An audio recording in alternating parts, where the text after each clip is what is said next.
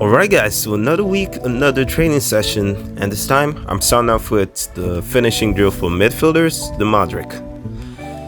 Yes, this drill is aimed for attacking midfielders and other midfielding positions because it involves me using skills before scoring, and the first one I'm doing is the Zidane turn, where I do a fake or body feint, then a turn.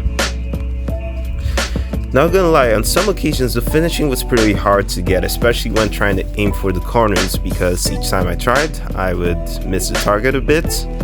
But I kinda noticed that I started to get the target more once I aimed with my side foot. Like using the toes of my feet, or I don't know what you call these things, using my toe to shoot. It's a pretty good idea sometimes, if I get it right, but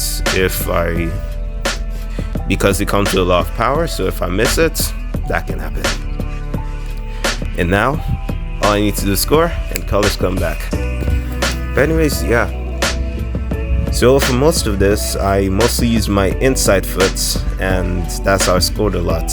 And the next one was the Ronaldo chop, then hit into the net. Okay, so here's a weird thing about the Ronaldo chop.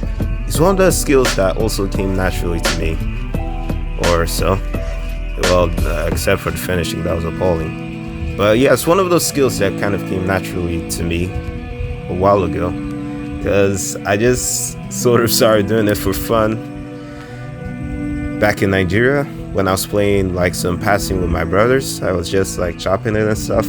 I literally thought I invented a new skill until I saw compilations of Ronaldo doing the moves, so yeah. But anyways, it's a great move for finishing. A quick change of direction. Maybe what I could have improved on was to move quicker than take on the shots. So maybe for the session today, I'll probably work on my change of speed. And that's one thing about doing these drills, always seeing ways I could improve on them. Like a quick change in speed and all that when doing the same things over and over again. Well, that's a good way to improve.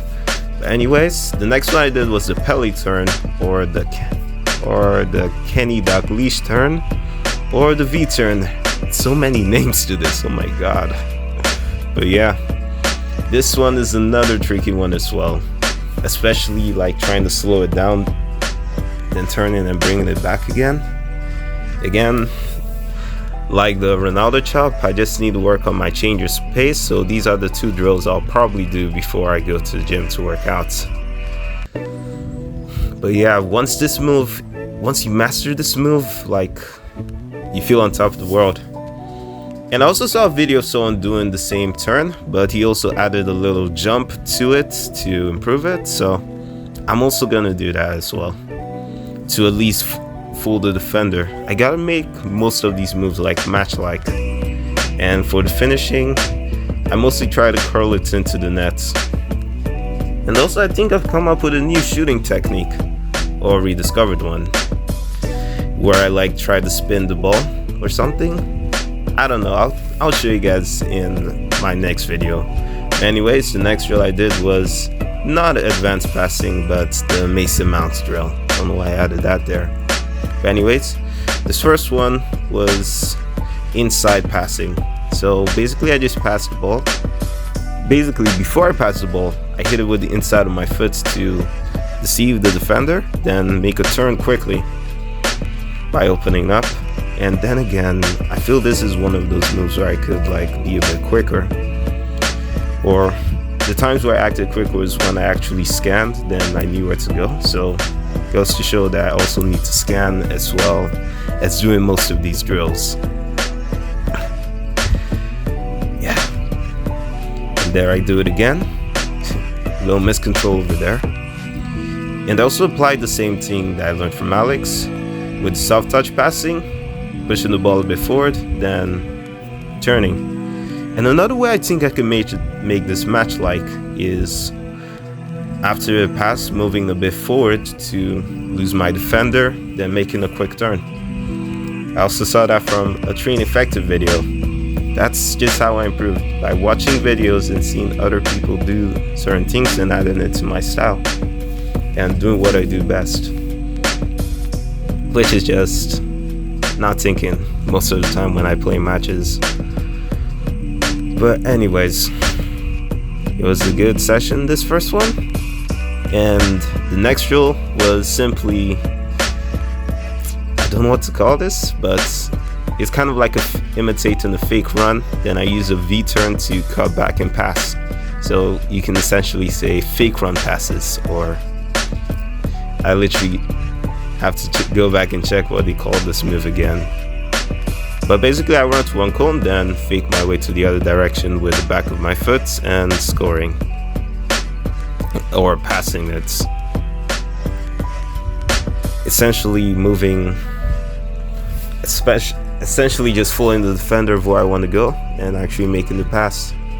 And like many other drills, scanning is very key to this one. And another way I can maybe improve on this is by doing like L turns, or using different variations of turns, or mastering. I won't use too many, I'll just use 2 different turn variations, which is the V-turn and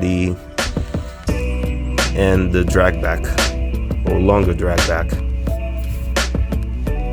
So yeah,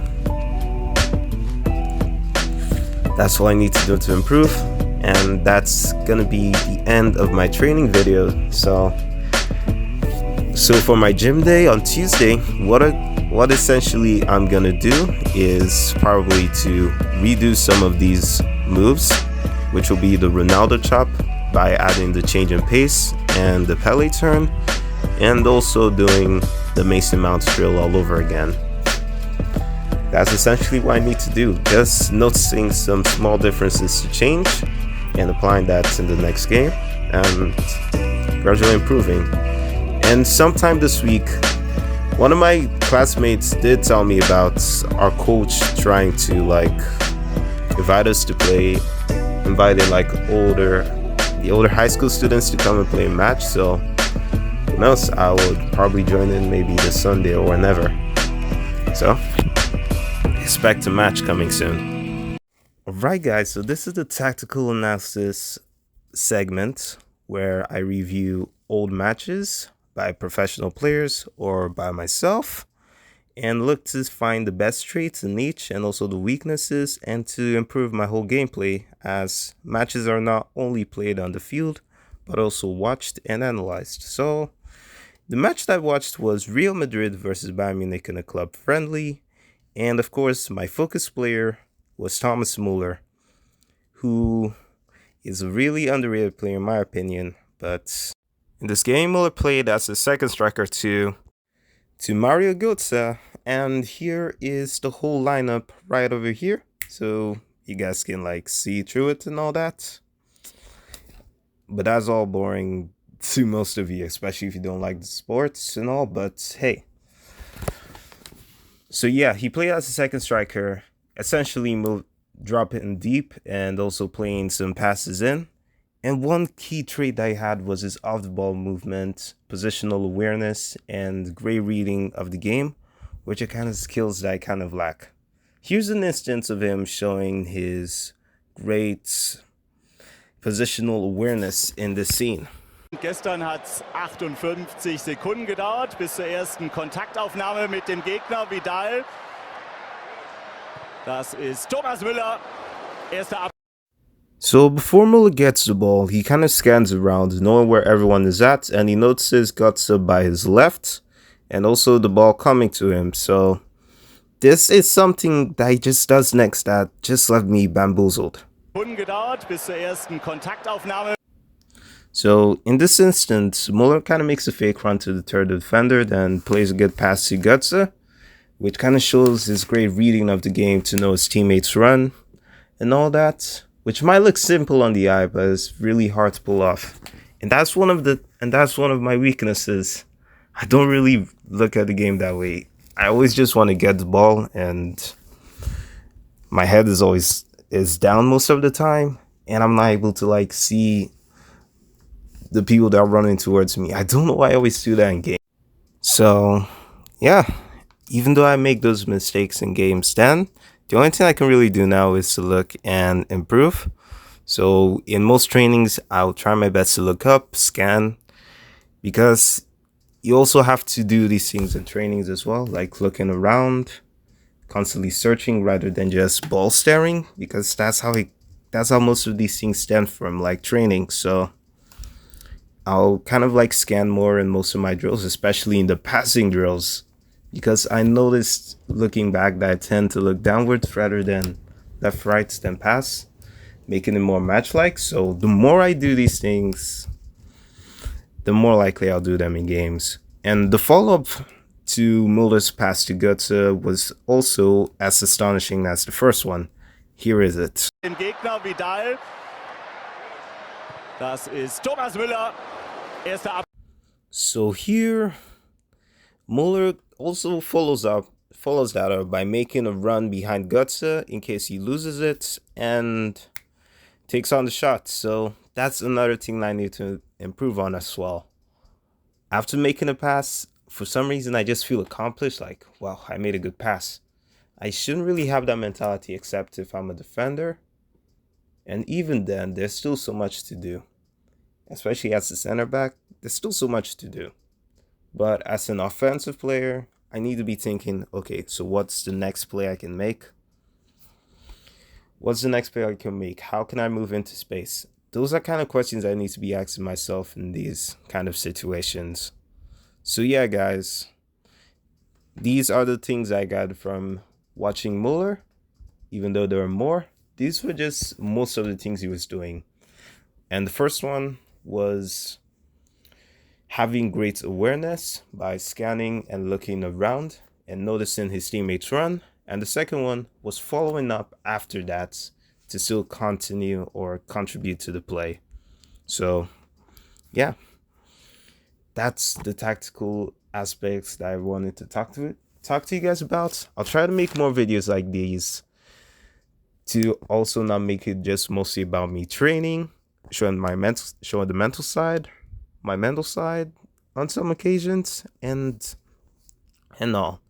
And yeah, thanks for watching, guys, and I'll see you in the next video.